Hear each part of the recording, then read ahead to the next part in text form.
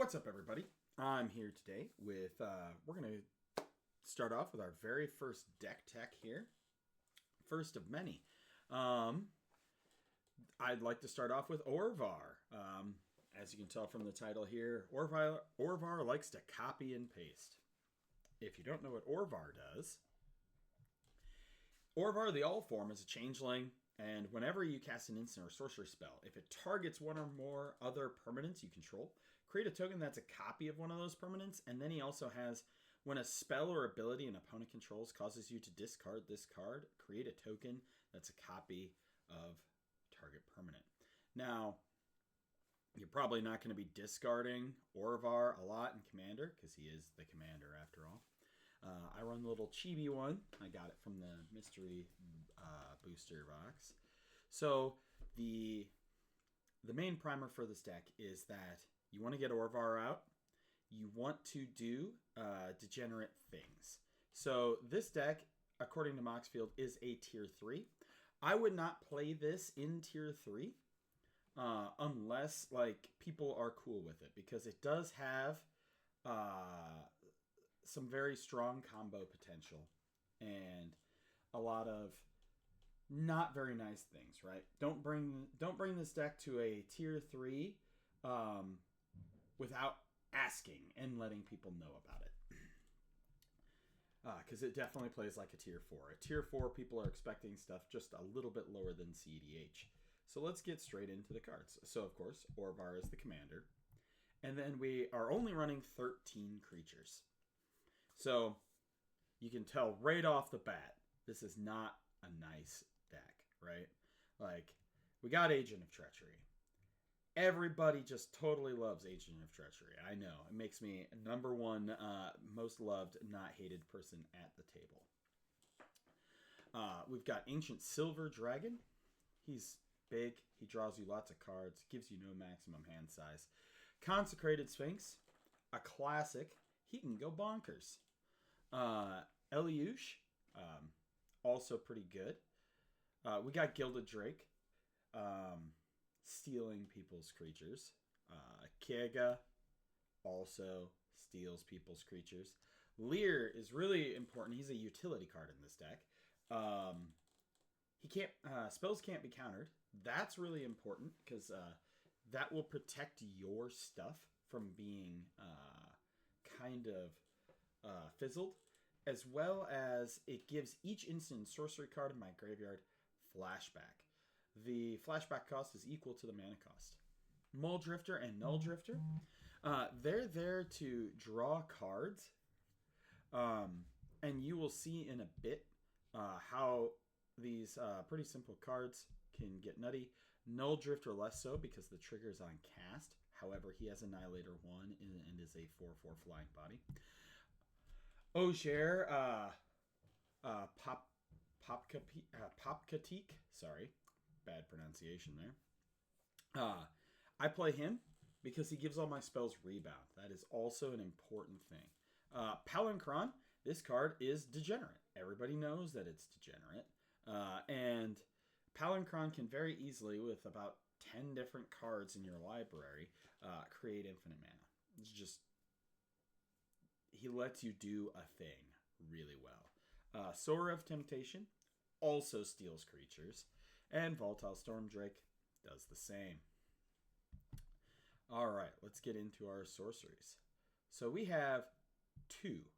Count them, 2 sorceries.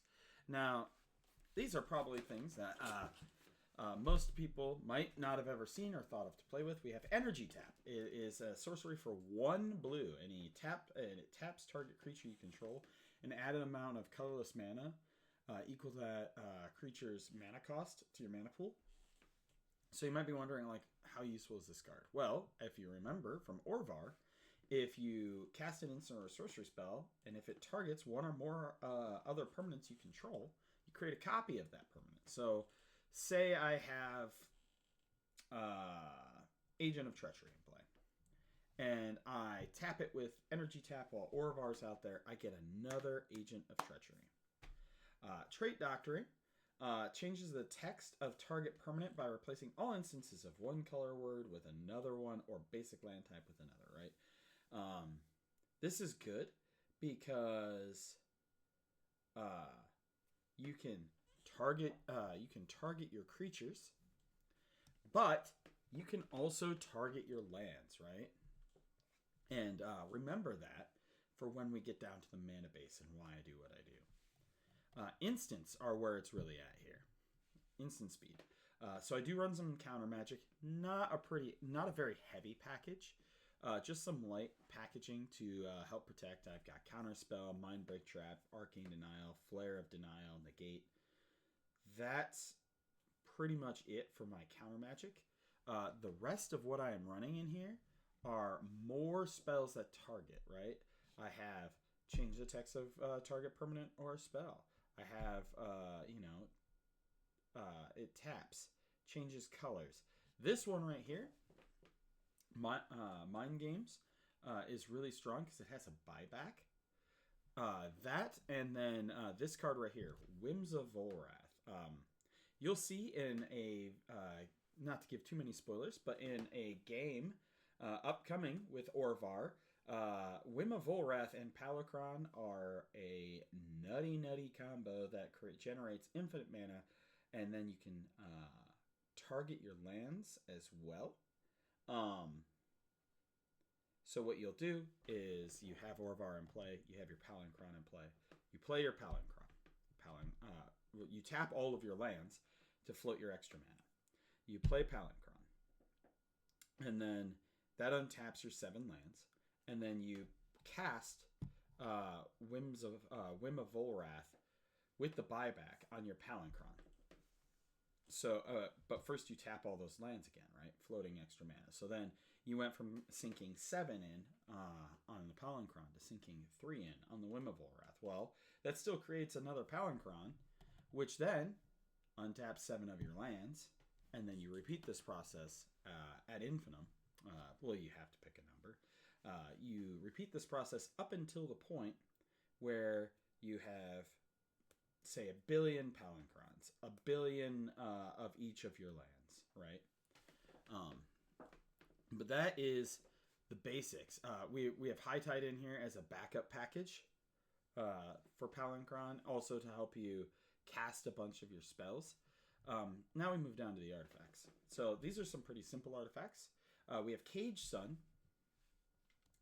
Lets your mana tap for double. It gives your creatures of the chosen color +1/+1.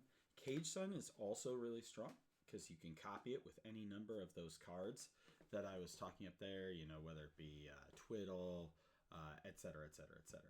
Isokran Scepter. You can put one of your instants on there.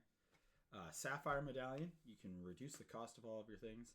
Soul Ring, staple. Staff of Eden, Vault's Key.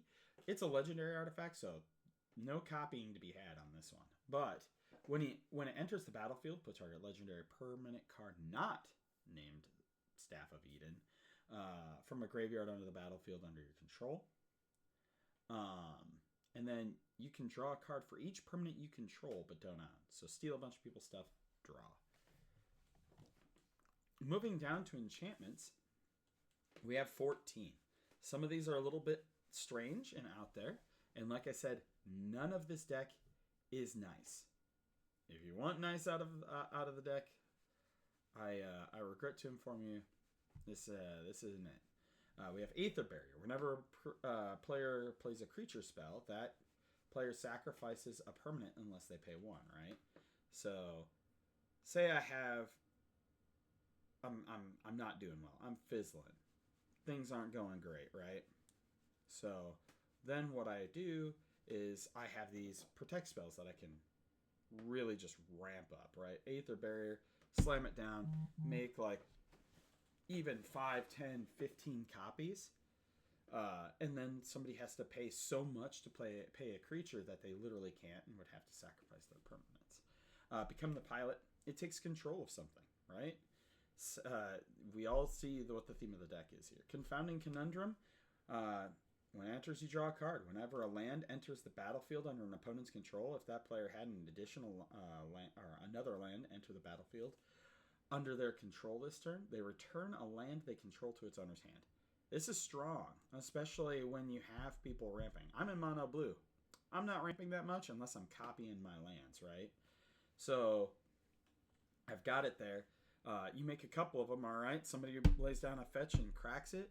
Okay, well, now they have to return like 4 or 5 lands to their hand. Copy land, pretty simple, straight to it. Curse of Unbinding, this is another one of those steal meme cards, all right?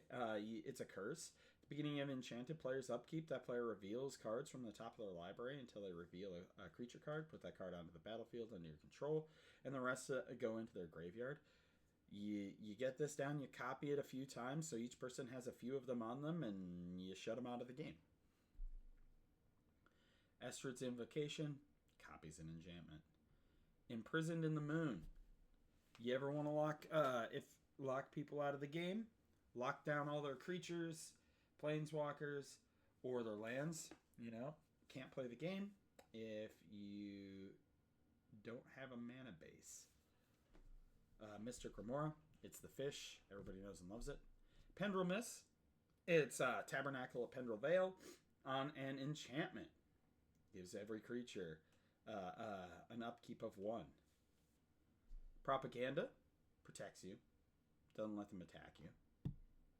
Rhystic Study, I can tell you right now, you know what's pretty busted?